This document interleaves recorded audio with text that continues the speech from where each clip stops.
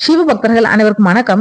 இன்னைக்கு நம்ம பார்க்கக்கூடிய தலைப்பு, வீட்டுல இருக்கக்கூடிய பெரியவங்க 33 தேவர்கள் அப்படின்னு சொல்லக்கூடிய வார்த்தை நம்ம கேள்விப்பட்டிருக்கோம். இதோட உண்மையான அர்த்தம் என்ன, இதை பத்தி தான் நாம இன்னைக்கு பார்க்க போறோம். கோவில்கள்ல, ஆன்மீக உரைகள்ல, பக்தி பாடல்கள்ல, பெரியவங்க பேசக்கூடிய உரையாடல்கள்ல கூட இந்த வார்த்தை அடிக்கடி ஒலித்து கொண்டுதான் இருக்கும். ஆனா ஒரு கேள்வி பலரோட மனசுலயும் எழும். உண்மையிலேயே 33 கோடி தேவர்கள் இருக்கிறாங்களா, இல்லனா அதுக்கு பின்னாடி வேற ஏதாவது ஆழமான அர்த்தம் இருக்குதா அப்படின்னு. இந்த கேள்விக்கான பதில் நம்மள வேத காலத்துக்கே அழைச்சிட்டு போகுது. இது எண்ணிக்கையா இல்லனா ஒரு தத்துவமா, தொடர்ந்து பார்க்கலாம்.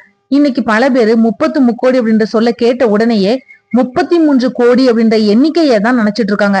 ஆனா வேதங்கள்ல குறிப்பிட்டு இருக்கக்கூடிய முக்கோடி அப்படின்ற சொல்லுக்கு வெறும் கோடி அப்படின்ற எண்ணிக்கை மட்டும் பொருள் கிடையாது. அதற்கு வகை, பிரிவு, உயர்ந்த நிலை அப்படின்ற பொருளும் உண்டு. அதனால 33 கோடி தேவர்கள் அப்படின்றது உண்மையிலேயே 33 முக்கிய தெய்வீக சக்திகளை குறிக்குது அப்படின்னு வேத அறிஞர்கள் விளக்குறாங்க. வேதங்கள்ல முதன்மையானதா குறிப்பிடப்படக்கூடிய தேவர்கள்ல முக்கியமானவங்க தான் இந்த ஆதித்யர்கள். இவங்க சூரிய சக்தியோட பல்வேறு அம்சங்களை பிரதிபலிப்பவங்களா இருக்கிறாங்க. அவங்க யாருன்னா வருணன், மித்திரன், ஆரியமான், பாகன், யமன், அம்சன், துவஷ்டா, பூஷன், சூரியன், சவிதா, இந்திரன், விஷ்ணு. இந்த 12 ஆதித்யர்களும் உலக ஒழுங்கையும் தர்மத்தையும் காக்கக்கூடிய சக்திகளா வேதங்கள்ல போற்றப்படுறாங்க. அடுத்ததா வரவங்க அஷ்டவசுக்கள். இவங்க இயற்கையோட அடிப்படை சக்திகளை நிர்வகிக்கிறவங்களா இருக்காங்க. பூமி, அக்னி, ஆகாயம், நீர், காற்று, சூரியன், சந்திரன் மற்றும் நட்சத்திர சக்திகள், இது எல்லாத்தையும் குறிக்கக்கூடிய தெய்வீக வடிவங்கள் தான் இந்த அஷ்டவசுக்கள். ஒரு நொடி யோசிச்சு பாருங்க, நீர் இல்லாம வாழ முடியுமா? காட்சி இல்லாம உயிர் இருக்குமா?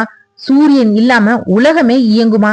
இயற்கையோட ஒவ்வொரு சக்தியும் தெய்வமா மதிக்கப்பட்டதுக்கு பின்னாடி இருந்த ஞானம் இதுதான். மூன்றாவது பிரிவா 11 ருத்திரர்கள் சொல்லப்படுது. இவங்க வெறும் உருவங்களா இல்லாம மனிதனோட உள்ளார்ந்த சக்திகளையும் ஆன்மீக நிலைகளையும் குறிக்கிறாங்க. ஆனந்தம், அறிவு, மனம், பிராணன், வாக்கு, ஈசானம், தத்புருஷம், அகோரம், வாமதேவம், சத்யோஜாதம் மற்றும் ஆத்மா போன்ற ஆழமான தத்துவங்களோட அடையாளங்களா ருத்திரர்கள் இருக்கிறாங்க. இது மூலமா வேதங்கள் ஒரு பெரிய உண்மையை நமக்கு கற்றுக் கொடுக்குது. இறைவன் வெளியில மட்டும் கிடையாது, நமக்கு உள்ளேயும் இருக்கிறாரு. இந்த 31 தெய்வீக சக்திகளோட சேர்ந்து இந்திரனும் பிரஜாபதியும் இணைக்கப்படுறாங்க. இதனால மொத்த எண்ணிக்கை 33 ஆகிடுச்சு. இதுதான் ரிக்வேதத்துல குறிப்பிடப்படக்கூடிய 33 தேவர்கள். காலப்போக்குல 33 தேவர்கள் சொல்லப்படக்கூடிய கருத்து 33 கோடி தேவர்கள் அப்படின்ற சொல்ல மக்கள் கிட்ட பரவிடுச்சு. இந்த கருத்தோட ஆழமான பொருள் என்னன்னா, உலகத்தில் இயங்கக்கூடிய ஒவ்வொரு சக்தியும் தெய்வீகமானது. காற்று தெய்வம், நீர் தெய்வம், ஒளி தெய்வம், அறிவு, கருணை, உயிர், இது எல்லாமே தெய்வம் தான்.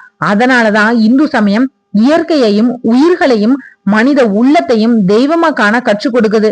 33 கோடி தேவர்கள் அப்படின்னு சொல்லப்படக்கூடிய கருத்து வெறும் எண்ணிக்கையை பற்றியது கிடையாது.